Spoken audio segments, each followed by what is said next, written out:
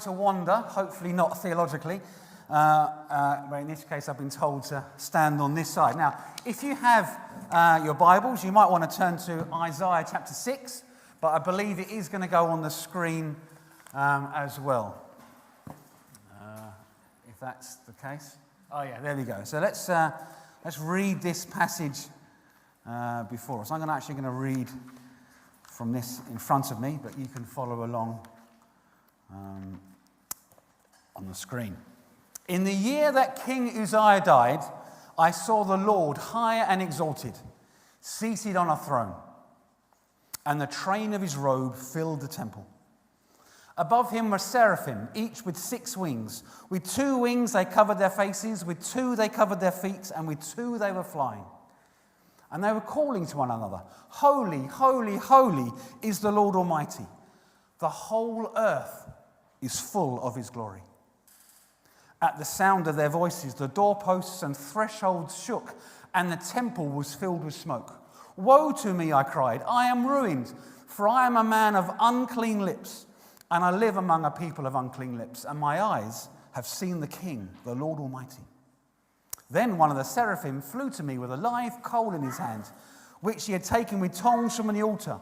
With it he touched my mouth and said, "See, this has touched your lips. Your guilt is taken away, and your sin atoned for."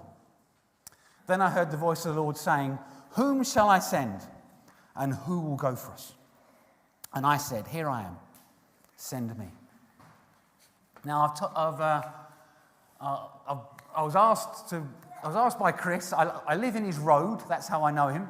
And I used to walk my dog with his dog. Well, his dog was still alive, Caesar. And now he looks after my dog if I go away. I'm currently feeding his fish. Hopefully they're not going to be hungry or too fat when Chris and Jan comes back. And funny enough, I was preaching at another church last weekend, and lo and behold, it was Chris and Jan's neighbours who were there. So it's a small world, obviously a very holy road that we live on. But I was asked to pose a question and then answer it. That was the only kind of subject heading or matter I was given. And so I'm going to pose the question: in whom or in what is our confidence? Interesting, you had a roller coaster earlier on the screen just before the service started, and I wonder if you would be confident enough to go on that roller coaster. It seemed like a long ride, 5 minutes to me. You know, I'm sort of okay on short ones, but even then I feel a bit queasy. But some of those drops were massive. And all that would stand between you and certain calamity would be engineering skills. What if the guy was having a bad day? You know? He just had a row with his wife or something, you know? What if he had a bad day? What about the upkeep? What about the maintenance of the place? You know, maybe they're just penny pinching because they're a bit short this year. So we'll just skip back on the maintenance. All that stands between you and calamity is someone else doing their job well. What about us? How can we be sure that our salvation is certain? How can we be confident in the God that we have is able and strong to save? That's a good question, isn't it?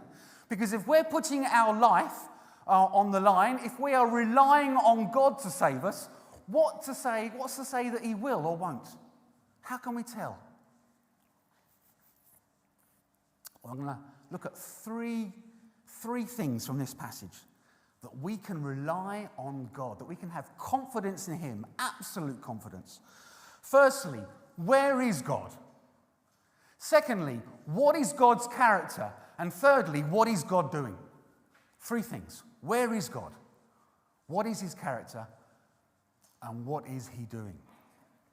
And that little word is, if I remember, I'll come back to that little word and we'll hone in on it as well. So firstly, where is God? Well, God is on his throne. There are 2 kings mentioned here. King Uzziah, he's dead. Don't have confidence in him. He can do nothing for you. But there's a second king, a king high and exalted, seated on the throne. He's the one in control. Where is God? He's in control. How do we know that? Well, the seraphim are calling out, "Holy, holy, holy is the Lord Almighty." Not mostly powerful, or Monday to Friday, 9 to 5, you can rely on him, but he's all-powerful, always. Almighty, all in control. That's good to know, isn't it? That's reassuring. What is the point of worshipping and honouring and obeying a God who is not almighty? If he's not strong, where is he? He's high and exalted. He's above every authority and every ruler. He's not in just one of the league. I'm sure you're sick to death of Ipswich references in sermons, but they're being promoted to another league. But there's lots of other teams there, isn't there? Who will know will there be good or bad next season? But God's in a league of his own. There is no one who can touch him. High and exalted. Just the train of his robe fills the temple. The bit that you don't need. Just the train of his robe. And that's the massive building that Solomon built. It wasn't a small place. It was huge.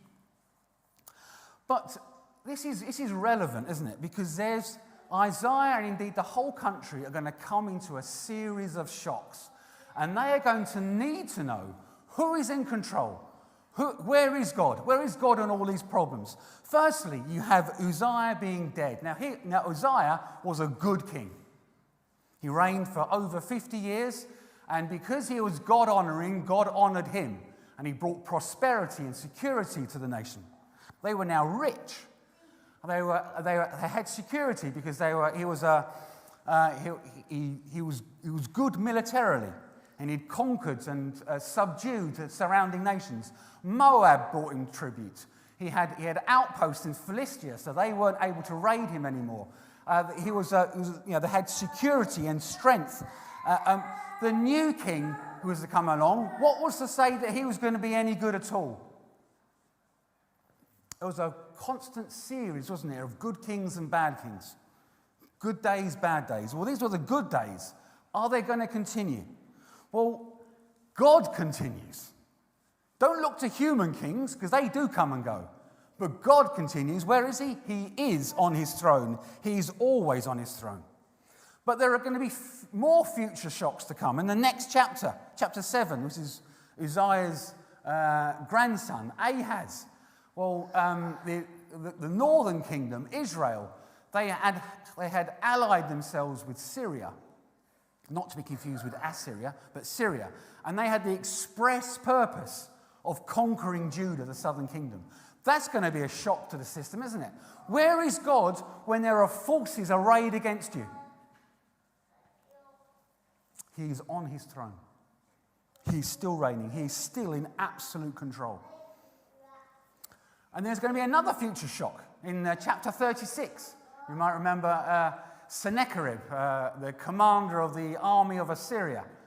He had conquered Lebanon, Moab, Edom, Syria, the northern kingdom of Israel, most of Philistia, and he now turned his sights to Judah, and he'd conquered all the walled and fortified towns. There was only Jerusalem standing out, holding out. Where is God? God is still in control, even if our outward circumstances look bleak. Where is God? He's on his throne. He's in control. I don't know if any of you play chess. I play chess, but badly. I can only think one or two moves ahead. Now, if you're a grand chess master, you can basically see or plot more or less the whole game ahead, can't you? But there's always going to be problems because you're playing an opposing player who may have other ideas rather than playing your game. But with God, if you were to play God at chess, he would not only know every move that you were to make in advance, but he can sway your heart to make the moves that he wants you to make. And in fact, even if people go with the express purpose of going against God, he even uses that in his purpose. Could you imagine playing against such a person at chess? You could never win against God, could you? We all have favourite Bible stories, I'm sure. One of mine is Joseph. Where is God when Joseph's brothers sold him into slavery? He's on his throne. He's in control. Where is God when he was, he worked his way up in the household, Potiphar's household, and then he was falsely accused of, attempted rape or whatever it was, and he was thrust in jail. Where is God in that? He was still in control, in the throne, isn't he? On his throne, working things out. And then he was finally, when he was in prison, and he had the opportunity to interpret the dreams for the baker, the king's baker and the king's butler. And the king's butler, who was freed later on, promised to Joseph, I'll give you a good word in front of Pharaoh. And then he was forgotten for a few more years. Where was God in that? He was still in control. He's still on the throne. And do you remember when Joseph's dad died, Jacob died, and his brothers were now terrified, weren't they? He will surely remember the wrong that we have done against him. And then Joseph said those very true words that we can plant and we can stand on him with surety. Whatever you did, you meant for harm, but God meant for good. Even the evil that happens in our lives, even the things that go wrong, cancer, bereavement, divorce, whatever, all of these things that seemingly cripple us, even them God can use for our good, for his purposes. He is that in control. Nothing can thwart him. That is good to know, isn't it? Where is God? On his throne. But there is a problem with that. Because if you relate it to us, if, say, we had power like that, we'd be tyrannical, wouldn't we? We'd become a despot. There's that thing in human nature where we were desperate to cling on to power, any power that we have, and we're kind of paranoid that someone would try and usurp it from us. But God is not like that. And what is more, we can rely on what is God's characteristics. From this passage, we can see two things that kind of counter that fear that we might have about God and his being almighty. Firstly, he is holy. We see that in verse 3, don't we? Holy, holy, holy. Thrice holy. We know that Hebrew texts, they didn't have underlining passages or exclamation marks, or on email we might put it in bold print. Well, they didn't have any of that, so they would emphasize by repeating. And so for something to be repeated 3 times, the writer is kind of pointing it out clearly. Holy is the Lord Almighty. He is holy. But also, if we look in verse...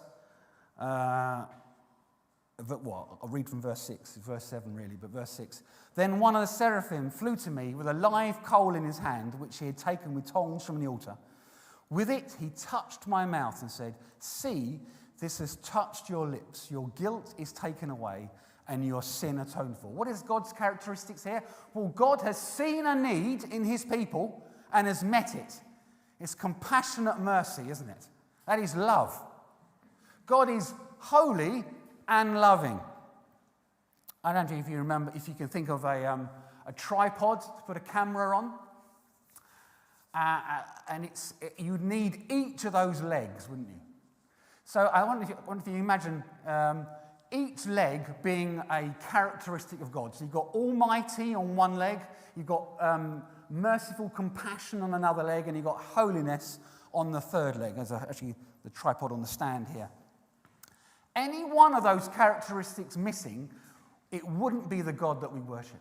It wouldn't be a God that we could have confidence in. Could you imagine if God was only almighty and holy? He would be tyrannical. He would be cold, wouldn't he? He would be after absolute justice with no compassion or mercy. We could not have confidence in that God. He would be one to fear, to flee from. What about if God was all holy and all merciful or all loving towards his people? Well, we could ignore what he says then, because he would have no power. We could say to God, well, that's your way of thinking, God, but we're going to go our own way. What about if God was all-powerful and all-loving, but not all-holy? Then he could just change his mind, couldn't he? Because justice is kind of an element of truth and of steadfastness, of faithfulness, of saying this is the line and we will hold to it. If God was unjust, then we would not have confidence that rights will be wronged. But because God is all of his characteristics, all of the time, he's 100% almighty and 100% compassionate towards his people, and 100% holy and other things as well. God is 100% all of his characteristics all the time. Unlike us, we're happy one minute and sad the next, or we're hungry, or we're feeling bloated maybe from eating too much, or we're really excited about something, or we're kind of depressed because tomorrow's Monday morning. We are kind of a mixed bag of emotions, aren't we? But God is 100% reliable because his characteristics are permanent. We can rely on God. We can have confidence in God. So let's look a bit more at the holiness of God. Holy, holy, holy is the Lord Almighty. The whole earth is full of his glory. I wonder if you've ever felt guilty about something. I know I do. Isaiah was fearful previously, wasn't he? Because he was wondering what was going to happen now that Uzziah was dead. Who's going to reign after him? Will it be a good king? Will the kingdom go to pot? But Isaiah now has more reason to fear, because verse 5, "Woe to me," I cried, "I am ruined, for I am a man of unclean lips. And I live among a people of unclean lips, and my eyes have seen the King, the Lord Almighty." Why is this a problem? Why is this a problem to be fearful here? Well, I don't know if you remember back in Genesis 2, there will be Adam and Eve were walking with God in the garden. They could see him, couldn't they? They could meet with him. They could walk with him. And then after the fall, people were banished from the garden. They could no longer meet with God. They could no longer see God. If you remember, Moses asked to see God. "Now show me your glory," he said. He'd been up the mountain for 40 days. I mean, this is Moses, who was a holy man. In fact, so holy that when he came down from meeting God, his face was glowing, wasn't it? It was radiant. He was so embarrassed, he put a veil over his face to stop people looking at him. But even he asked to see God, and God said to him in Exodus, "No man can see me and live."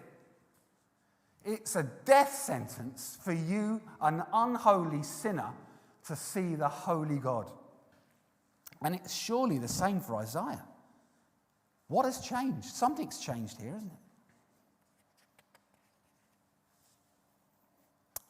Then one of the seraphim flew to me with a live coal in his hand, which he had taken with tongs from the altar. I'm going to turn to Leviticus now. It's a book we've been preaching through at my church in Felixstowe. We decided that it was a book that none of us on the preaching team had ever heard a sermon from, let alone a sermon series, let alone preach the sermon from it. So we decided that it will be a challenge, and it certainly has been. I'm going to turn, I lost my place in the notes. There you go. Leviticus 16. This is the Day of Atonement in Leviticus 16. So one day a year, a high priest would sacrifice for himself and then for the people of Israel. And then he would go into the Holy of Holies. But even though he was covered and protected by the blood of the bull, there were still some things he had to do to ensure that for his own safety. I'm going to turn to Leviticus 16, verse 11. Aaron shall bring the bull for his own sin offering to make atonement for himself and his household. And he is to slaughter the bull for his own sin offering. He is to take a censer full of burning coals from the altar before the Lord, and 2 handfuls of finely ground fragrant incense, and take them behind the curtain. Well, that's nice. Everyone likes a nice, smelling candle, don't they? But it's not the reason. He is to put the incense on the fire before the Lord, and the smoke of the incense will conceal the atonement cover above the tablets of the covenant law, so that he will not die. Even the high priest, when he's been covered by the blood of the lamb, the blood of the bull, cannot see God on the mercy seat, on the Ark of the Covenant. If he does, he will die. But what is different now in Isaiah 6 is that instead of Isaiah being killed or God being hidden, God has chosen to take away his sin, Isaiah's sin. So instead of God's face being hidden, Isaiah's sin is now hidden. That's a gear change, isn't it? That's a total revolution. In the bottom of Isaiah 6, it says, in the bottom of Leviticus 16, this ordinance of the atonement, Day of Atonement, was for year after year after year. This is a lasting ordinance to be made once a year for all the sins of the Israelites. But if you go back to Isaiah 6, there's a finality here. And that is good news for us. Got a new Bible, so it doesn't fall into place like the old one used to do. So if you turn to Isaiah 6, verse 7, with it the seraphim touched my mouth and said, "See, this has touched your lips. Your guilt is taken away." Present tense continuous. Remember the blood in the atonement? It was year after year after year. It was only temporary. But now it is taken away. Where is God? He is always on his throne. Present tense continuous. What is his characteristics? He is holy. Present tense continuous. He is merciful to his people. Present tense continuous. That is good news, isn't it? We can have confidence in a God who remains the same, who does what he says he's going to do, remains faithful and true to that. Isaiah's sin is taken away. God is merciful to his people. That's good news for Isaiah. What about us? We don't have a temple anymore to sacrifice a bull in, do we? We don't have a place to go. I mean, this is Isaiah, who is holy. I mean, God spoke to him. You know, you have the whole book of Isaiah, one of the largest books in the Bible. God spoke to Isaiah. Isaiah was in God's temple, God's house. He'd obviously gone through the purification rites in the book of Leviticus to be in there. He is as holy as a bloke can get. And even he was said, "Woe is me." He got atonement. Now, when we were going through Leviticus, we discovered that atonement is a made-up word. Before William Tyndale, who wrote most of what became the authorized version, that word didn't exist in English. So he had to make one up. And he was trying to think as to what it would be. And so atonement is basically, it means at one-ment, in unity, at peace, no longer at odds, no longer at enemies. We can be at one with God through the offering that has been made and accepted. So that's all very well. Let's see what this third point is. What is God doing? What is God doing? Now, I'm sure most of us have heard this passage, perhaps preached on a kind of a mission recruitment rally. You know, whom shall I send? It kind of drums people up with enthusiasm. But very few very few people who are perhaps organising one of those events would carry on with the rest of the passage. So I'm going to read on from verse 9. So this is Isaiah's been fired up now to volunteer himself. And what is God's response to that? Here I am, send me, verse 8. So God said, verse 9, go and tell this people, be ever hearing but never understanding. Be ever seeing but never perceiving. Make the heart of this people calloused. Make their ears dull and close their eyes. Otherwise they might see with their eyes and hear with their ears.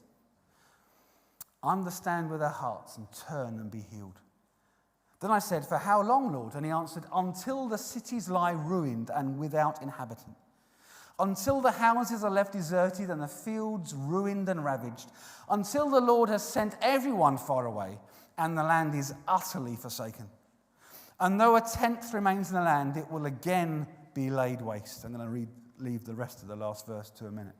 So Isaiah is kind of fired up, encouraged by God to be sent. And he says to God, okay, God, what's the plan? What are we going to do? And God basically says to Isaiah, I want you to preach, but no one's going to listen. And Isaiah would, okay, that's an interesting plan, Lord. I don't see how that's going to work. Got any other ideas? Well, I've got another one. The tail end of verse 13. But as the terebinth and oak leave stumps when they're cut down, so the holy seed will be the stump in the land. I'm going to send you a stump, Israel. You know, the useless bit of tree that is left behind. All the rest of the tree has been stripped. It's been taken, it's been used, it's either been burnt as firewood or made into furniture or something. I'm going to give you, Israel, the useless bit that's left behind, the bit that's in the way. And Isaiah must have been scratching his head. But there's always a method, isn't there, to God's reasonings. And let's see what that is. Well, firstly, preaching to the people who didn't listen. I wonder if you think about Paul's letters. I wonder if you... why did Paul write so many letters? I mean, he was a great missionary, wasn't he?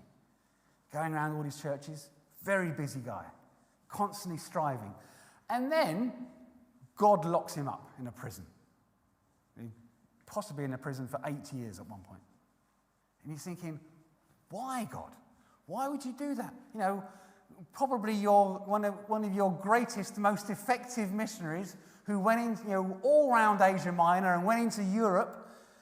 Why would you do that? It's because Paul then had time, didn't he, to write most of the New Testament.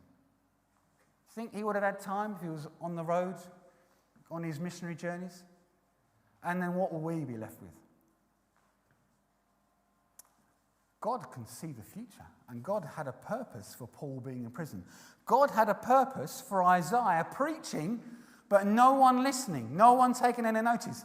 That will be because Isaiah could then continue to preach, and continue to preach, and continue to preach, so that we would have today the book of Isaiah. And what does Isaiah say in his book? He says, there is a person you need to look for. I'm going to turn to Isaiah 53. Remember, it says in the end, there will be a stump left in the land. How does Isaiah 53 start? Who has believed our message, and to whom has the arm of the Lord been revealed? He grew up before him like a tender shoot and like a root out of dry ground. Out of that stump, out of that root, a shoot will grow. Someone to look for, someone to look to, someone to look at. He had no beauty or majesty to attract us to him. Nothing in his appearance that we should desire him. He was despised and rejected by mankind. The next passage talks in Isaiah 7, normally comes after Isaiah 6. It's a familiar Christmas passage, isn't it? And we talk about the virgin will be with child. Literally, the unmarried woman will be with child. He will be despised growing up, wouldn't he? Belittled, illegitimate, thought of. Verse 3 of Isaiah 53, he was despised and rejected by mankind, a man of suffering and familiar with pain, like one from whom people hide their faces. He was despised, and we held him in low esteem. Surely he took up our pain and bore our suffering, yet we considered him punished by God, stricken by him and afflicted. But he was pierced for our transgressions. He was crushed for our iniquities. The punishment that brought us peace, the punishment that brought us atonement, was on him. And by his wounds we are healed. We all, like sheep, have gone astray. Each of us has turned to our own way, and the Lord has laid on him the iniquity of us all. He was oppressed and afflicted, yet he did not open his mouth. He was led like a lamb to the slaughter, and as a sheep before his shearers is silent, so he did not open his mouth. Woe is me, said Isaiah, for I am a man of unclean lips, and I live among a people of unclean lips. But this guy that Isaiah is telling us to look forward to, he will have no iniquity. He will not speak from unclean lips.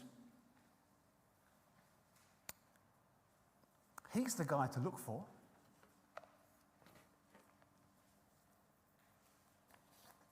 Let's turn back to Isaiah 6, and we'll see the end of that. It talks about something else. It talks about the stump. But as the terebinth and oak leave stumps when they are cut down, so the holy seed will be the stump in the land. Now, seed is a loaded word in the Bible. That's a loaded word. So when you read of the seed, prick your ears up. And especially when it says holy seed. Who is holy in this chapter so far in Isaiah 6? The Almighty One, high and lifted up on his throne. He's the Holy One. So when suddenly someone else is introduced as holy in this chapter, that should be ringing alarm bells.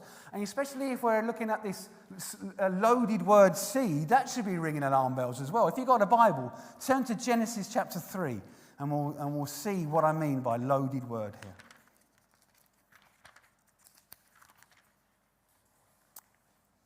So the Lord God said to the serpent, because you have done this, cursed are you above all livestock and all wild animals. You will crawl on your belly and you will eat dust all the days of your life. And I will put enmity between you and the woman, and between your offspring and hers. He will crush your head and you will strike his heel. If you've got your Bibles open, you'll see in the footnote, it says, for under offspring, it says seed, singular person. He will crush your head. There is a seed coming. There is someone coming. Boy, they had to wait a long time, though, didn't they? Let's go to Genesis chapter 22. And this is Abraham, and they've been on Mount. He's taken his son Isaac up Mount Moriah. And God has just stopped Abraham from plunging the knife into Isaac. And the angel of the Lord called to Abraham from heaven a second time and said, I swear by myself, declares the Lord. This is Genesis 22. I did swear by myself, declares the Lord, that because you have done this and have not withheld your son, your only son, I will surely bless you and make your descendants as numerous as the stars in the sky and as the sand on the seashore. Your descendants will take possession of the cities of their enemies, and through your offspring, footnote, seed, through your seed, all nations on earth will be blessed because you have obeyed me. All nations on earth will be blessed. This seed is coming. And Isaiah has finally pointed out, this is what to look for in Isaiah 53. This is what the seed looks like. Look for him.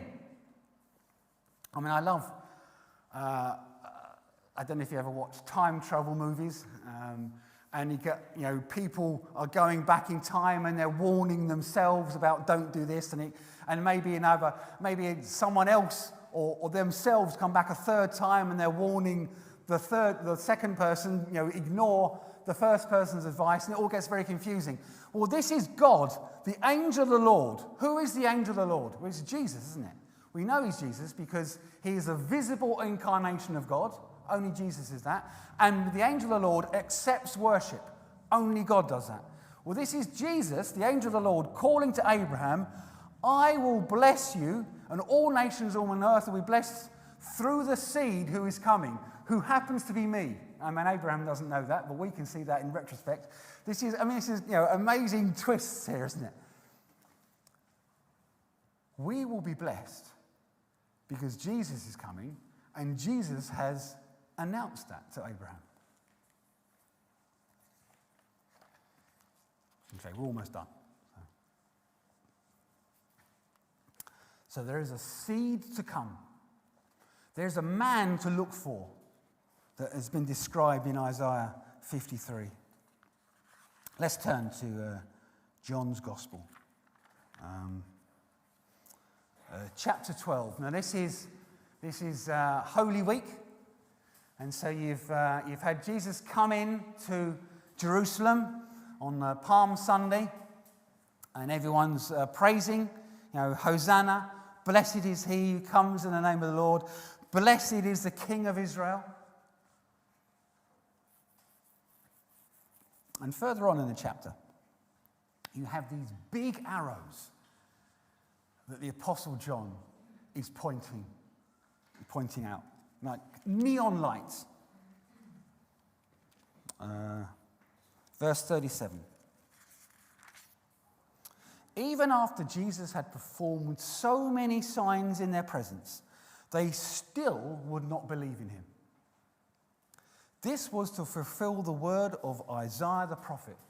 Isaiah 53 verse 1 says, it's quoted here, Lord, who has believed our message? And to whom has the arm of the Lord been revealed? So that's a big neon sign, isn't it? It's John pointing back to Isaiah. Isaiah 53 here, folks. Listen up. And then he points further on. He points in verse 39. He points back to Isaiah 6. For this reason, they could not believe, because as Isaiah says elsewhere, chapter 6, he has blinded their eyes and hardened their hearts so that they can neither see with their eyes nor understand with their hearts, nor turn, and I would heal them. So that's another flashing light there, another neon sign pointing, look for this guy. This is the guy you should be looking at. And if that is not obvious enough, verse 41 seals the deal. Isaiah said this because he saw Jesus' glory and spoke about him. Who did Isaiah see on the throne? He saw the Lord high and exalted seated on the throne. Who is John saying that Isaiah saw? Isaiah saw Jesus on the throne. He's the guy. He's the seed to come. He's the one who will make atonement for his people. Can we have confidence in God? Yes, because he's on his throne. He has made atonement for us. He is ruling. He is faithful to his word. He promised that word from long ago, and he has fulfilled it. I'm going to finish on this. Hebrews chapter 10, verse 19. Therefore, brothers and sisters, since we have confidence to enter the most holy the most holy place by the blood of Jesus, by a new and living way opened for us through the curtain, that is his body. You remember? Day of Atonement. You go into the holies, holy holies, once a year. But we can have confidence now to approach God often, regularly, whenever we like.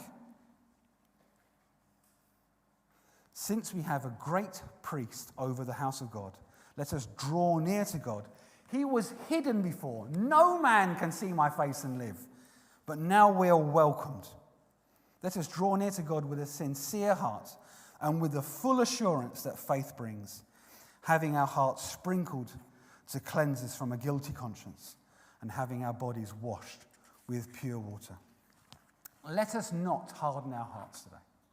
Let us not close our ears, for we have good news, not only for us, but to share to those around and about us. I hope you find confidence in God today and for always.